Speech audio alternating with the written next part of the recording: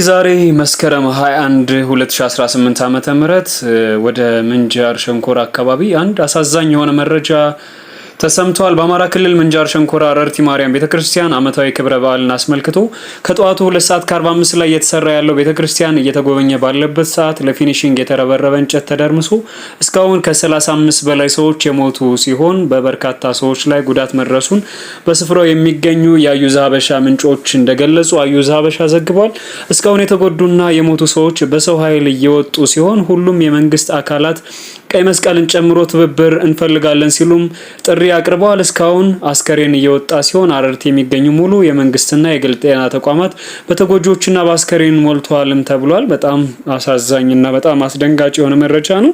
በቅድስ ቦታ ህይወታቸው ላለፈ እግዚአብሔር ነፍሳቸውን ይማር ማለት ወዳለሁ። ሌላው ደግሞ ለመላው ኢትዮጵያና ለኦርቶዶክስ ተዋሕዶ ቤተክርስቲያን ተከታዮች በሙሉ መጽናናትን እመኛለሁ። ሰላም፣ ጤና፣ ፍቅርና ደስታ ከሁላችን ጋር ይሁን። ሰላም።